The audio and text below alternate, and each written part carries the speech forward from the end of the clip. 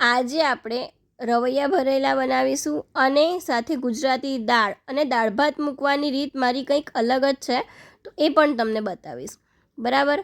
સૌથી પહેલાં જુઓ, આપણે છે ને લોટ બાંધી દઈએ. તો લોટ બાંધવો એટલે રોટલીનો લોટ બાંધવાનો છે, ફુલકા રોટલીનો. એમાં મીઠું સ્વાદ પ્રમાણે નાખવાનું છે.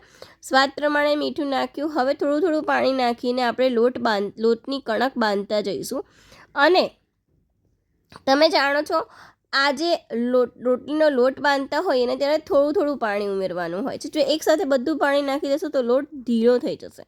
એટલે એ ધ્યાન રાખજો તમે કે બધું પાણી એકસાથે ના નાખી દો. ઓકે. રોટલીનો લોટ બરાબર બંધાઈ જાય, ઓકે, તો પછી એને રેસ્ટ થવા માટે થોડી વાર મૂકવાનો. એટલે રોટલી છે ને વણતી વખતે સહેજ પણ ફાટશે નહીં અને પ્રોપર રોટલી થશે. ઓકે. તો હવે લોટ બંધાઈ ગયો છે. બરાબર. તમે જુઓ છો આવી રીતે લોટ મસ્ત થઈ જાય એટલે 3-4 વાર ગુંદળી દેવાનો. એટલે શું થાય, રોટલી એકદમ મસ્ત કૂણી થશે અને ઘી લગાવશો એટલે તો બહુ જ મસ્ત લાગશે. ઓકે. હવે એને રેસ્ટ કરવા માટે થોડું પાણી નાખી અને આપણે એને રેસ્ટ થવા દઈશું. હવે આપણે દાળ ભાત મૂકી દઈએ. એના માટે સૌથી પહેલાં એક મોટી તપેલીમાં પાણી ગરમ કરવા માટે મૂકો. અને હવે આપણે એક તપેલી લઈશું, એમાં 1 વાટકી આપણે ભાત લઈશું. 1 વાટકી ભાત લીધા પછી શું કરવાનું છે, બરાબર 2 પાણીએ ભાતને ધોઈ લેવાના છે, જેથી એમાંથી જે દિવેલ હોય છે એ દિવેલ સાફ થઈ જાય. ઓકે. અને બરાબર ધોવાના એટલા માટે પણ હોય છે કે કોઈ ખેતરમાં જે કેમિકલ્સ છાંટેલા હોય છે ને એ બરાબર સાફ થઈ જતા હોય છે. ઓકે. તો આપણે 2 પાણીએ બરાબર ધોઈ લઈશું આપણે ભાતને. હવે ગુજરાતી તુવેરની દાળ બનાવવાની છે, એટલે સૌથી પહેલાં 1 વાટકી તુવેરની દાળ લઈશું. એ તુવેરની દાળને પણ બરાબર આપણે ધોઈ લઈશું. ઓકે. 2 પાણીએ બરાબર રીતે સાફ કરી દેવાની છે, તો જેથી ચોખ્ખી થઈ જાય અને જે પણ પાવડર હોય છે અથવા તો કાંઈ પણ હોય છે, દિવેલ હોય છે, એ બધું જ સાફ થઈ જશે. ઓકે. તો એને 2 પાણીએ ધોઈ અને પછી જ વાપરવાનું હોય છે. કોઈ પણ અનાજ હોય, દાળ હોય, ભાત હોય, કોઈ પણ દાળ હોય, એને બરાબર ધોઈને પછી જ આપણે બનાવતા હોઈએ છીએ. ઓકે. તો આવી રીતે બરાબર 2 પાણીએ ધોવાઈ જાય એના પછી તમારે શું કરવાનું છે, આ સ્ટેપ મિસ ના કરતા. ઓકે. દાળ અને ભાત જુઓ છો તમે ધોવાઈ ગયા છે. હવે શું કરવાનું છે, હવે આ ગરમ પાણી જે આપણે કર્યું હતું એ જ ગરમ પાણીમાંથી આપણે લઈ પાણી અને એને ભાતમાં નાખવાનું છે. ઓકે. ચોખાની અંદર નાખવાનું છે. અને પાણી કેટલું નાખશો, 1 વેઢા જેટલું. ભાત જે છે એના ઉપર 1 વેઢા જેટલું પાણી વધારે નાખવાનું છે તમારે. ઓકે. એટલું પાણી તમારે નાખવાનું છે. તો ભાતમાં પાણી બરાબર જ થશે, નહીં વધારે થાય કે નહીં ઓછું પડે પાણી. બરાબર 1 વેઢો તમારો હોય એટલું માપ તમારે રાખવાનું છે ભાતમાં. હવે એની અંદર આપણે મીઠું ઉમેરીશું થોડુંક. ઓકે. સ્વાદ પ્રમાણે મીઠું તમે નાખી શકો છો. તમારે મીઠા વગરના ભાત બનાવવા હોય તો તમે મીઠું સ્કીપ પણ કરી શકો છો. અમુક લોકો મીઠા વગરના પણ ભાત ખાતા હોય છે ને, એટલા માટે. હવે આ જે દાળ છે ને એ દાળ આપણે આ પાણી છે એની અંદર ઉમેરી દઈશું. જે તપેલી ગરમ કરવા મૂકી હતી એ આની અંદર આપણે ઉમેરી દઈશું. અને એની અંદર આપણે થોડુંક મરચું નાખીશું. મરચું નાખ્યા પછી આપણે શું કરવાનું છે ખબર છે, આ છે ને સ્ટેપ તમે મિસ ના કરતા. જો હું તમને બરાબર રીતે સમજાવું છું કે આ જે મોટી તપેલી હોય એની ઉપર તમારે કાણાવાળું છીબું, કોઈ પણ કાણાવાળી ડીશ હોય તો એ પણ તમે મૂકી શકો છો. કાણાવાળી ડીશ મૂકવાની, એની ઉપર તમારે ભાતની તપેલી છે એ મૂકવાની છે. અને એની ઉપર તમારે શું કરવાનું છે, બીજું એક મોટું તપેલું છે એ ઊંધું મારવાનું છે. તો આ રીતે ભાત તમારા દાળ અને ભાત એકસાથે અડધો કલાકની અંદર થઈ જશે. હવે આપણે રવૈયા ભરવા માટેનો મસાલો બનાવીશું. એના માટે સૌથી પહેલાં સિંગદાણા લેવાના છે. સિંગદાણાને ક્રશ કરી દેવાના છે મિક્સચરમાં. ઓકે. પછી આપણે લસણ લઈશું.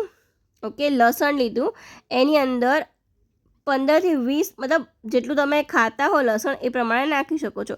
મરચું નાખવાનું છે. ઓકે.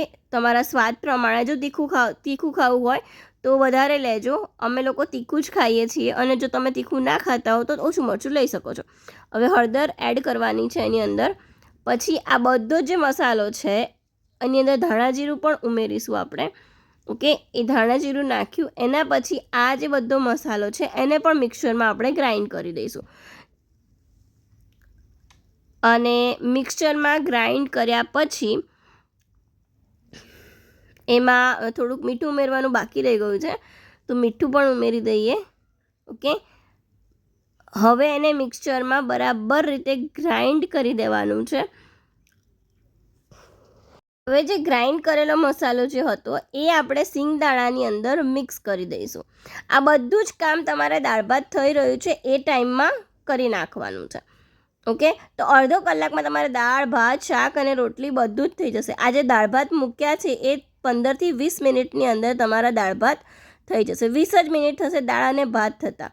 ઓકે, અને ધીમો ગેસ રાખવાનો છે. જો પાણી ઉભરાય તો ધીમું કરવાનું, વધારે ધીમું કરવાનું. ઓકે, હવે આ મસાલો રેડી થઈ ગયો છે. હવે આપણે રવૈયા ભરી લઈશું. ઓકે, એની અંદર આપણે થોડુંક તેલ નાખીશું અને થોડોક ચણાનો લોટ નાખીશું. બરાબર, એ ચણાનો લોટ અને થોડુંક તેલ નાખી અને પછી એને મિક્સ કરી દેવાનું બરાબર. ધાણા ઉમેરીશું એની અંદર. ઓકે, અને મિક્સ કરી દઈશું પ્રોપર. હવે આપણે ચલો રવૈયા ભરી દઈએ. એના માટે સૌથી પહેલાં રીંગણની અંદર કાપા કરી દેવાના છે. 4 કાપા કરી શકો છો, મોટા હોય તો 6 કરજો. બરાબર, અને આવી રીતે બરાબર મસાલો એકદમ બરાબર રીતે ભરી દેવાનો છે. થોડોક પણ ખાલી ના રહેવું જોઈએ. રીંગણ બરાબર ભરશો તો જ તમને સ્વાદ સારો લાગશે.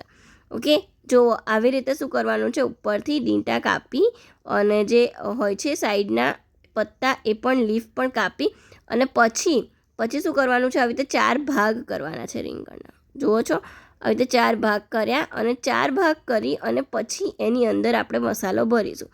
6 કુંડે સુધી મસાલો જવા દેજો, જેથી પ્રોપર રીતે મસાલો અંદર સુધી ભળી જશે. ઓકે, તો એ બિલકુલ ના ભૂલતા. અને આવી જ રીતે તમારે પ્રોપર મસાલો ભરવાનો છે. ઓકે, હવે આવી જ રીતે બધા જ રવૈયા આપણે ભરી દેવાના છે. ઓકે, રવૈયા ભરાઈ જાય એટલે પછી હવે આપણે નેક્સ્ટ સ્ટેપ શું કરીશું, હવે આપણે દાળ ભાત જોવાના છે, ચેક કરવાના છે કે થઈ ગયા છે કે નહીં. ઓકે, એના માટે તમારે આ તપેલી ઊંચી લઈ લેવાની. બરાબર, દાજી ન જવાય એનું ધ્યાન રાખજો. પછી જે ભાત છે ભાતને જોઈ લેવાનું કે એમાં પાણી નથી ને. જુઓ છો, ભાત મસ્ત થઈ ગયા છે. અને હવે દાળ પણ જુઓ, દાળ પણ ગળી ગઈ છે એકદમ મસ્ત રીતે. તો દાળ પણ એકદમ થઈ ગઈ છે. દાળ અને ભાત 20 જ મિનિટની અંદર દાળ ભાત તમારા થઈ ગયા. બરાબર, હવે આપણે શાક વઘારીશું. એક બાજુ દાળ થઈ ગઈ. હવે આપણે શું કરવાનું છે, એક બાજુ આપણે શું વઘારવાનું છે, શાક વઘારીશું. શાક વઘારવા માટે એક પેન લેવાની. પેનની અંદર તેલ નાખો થોડુંક. બરાબર, તેલ લીધું, થોડુંક તેલ વધારે જ લેવાનું છે. કેમ? કારણ કે આપણે પેનમાં બનાવી રહ્યા છે તો એમાં તેલ વધારે જોઈશે. ઓકે, તો તેલ લેવાનું અને એની અંદર પછી ગરમ થઈ જાય તેલ એટલે બધા જે રવૈયા છે જે ભર્યા હતા આપણે એ બધા જ એડ કરી દેવાના છે. હા, તો આ બધા જ રવૈયા એડ કરી દીધા. એના પછી એને બરાબર રીતે હલાવી દેવાનું છે. ઓકે, અને બધો જ મસાલો જે વધ્યો હોય એ પણ તમે અંદર ઉમેરી દેજો અને એને બરાબર હલાવી દેવાનું છે. હલાયા પછી શું કરવાનું છે, એની ઉપર એક થાળી મૂકવાની અને થાળીની અંદર પાણી નાખવાનું છે. એટલે શું થશે ખબર છે, રવૈયા સીજી જશે ફટાફટ અને જે છે એ પણ નહીં થાય. હવે બીજી બાજુ આપણે દાળ બનાવવા મૂકી દઈએ. તો એના માટે પહેલાં દાળને ગ્રાઇન્ડ કરી લીધી છે મેં. હવે એની અંદર પાણી નાખીશું. ઓકે, ગ્રાઇન્ડ કર્યા પછી તમારે જેવી થિકનેસ જોઈતી હોય, જો જાડી દાળ જોઈતી હોય તો તમે એ પ્રમાણે રાખી શકો છો, પતલી ભાવતી હોય તો એ પ્રમાણે રાખી શકો છો. ઓકે, તો એમાં પાણી ઉમેરી દીધું. બરાબર, એના પછી હવે દાળનો મસાલો કરીએ આપણે. ઓકે, દાળનો મસાલો કરવા માટે સૌથી પહેલાં આપણે મરચું નાખીશું. ઓકે, મરચું નાખ્યા પછી એમાં હળદર નાખવાની છે. ઓકે, પિંચ ઓફ હળદર નાખવાની છે. બહુ વધારે હળદર નાખશો તો સ્વાદ નહીં સારો લાગે. ઓકે, હળદર નાખી દીધી એને પછી હવે એમાં લીલા મરચાં નાખવાના છે કાપેલા. ઓકે, ઝીણા સમારેલા લીલા મરચાં ઉમેરો અને પછી બરાબર હલાવવાનું છે એને. નીચેથી ચોંટી ના જાય ને એનું ધ્યાન રાખજો. ઓકે, એટલા માટે જ એને ઘડીએ ઘડીએ હલાવવું પડે છે દાળને, કે નીચે પછી ચોંટી ના જાય. હવે આપણે દાળમાં મીઠું નાખીશું. સ્વાદ અનુસાર તમે મીઠું નાખી શકો છો. ઓકે, હવે આ બાજુ દાળ થાય છે, દાળ થઈ રહી છે અને એક બાજુ શાક પણ આપણું થાય છે ને, તો એ શાકને પણ આપણે જોઈ લેવાનું છે અને બરાબર અને શું કરવાનું છે, હલાવી દેવાનું છે. તો શાકને પણ આપણે ખોલીને હલાવી દઈશું બરાબર.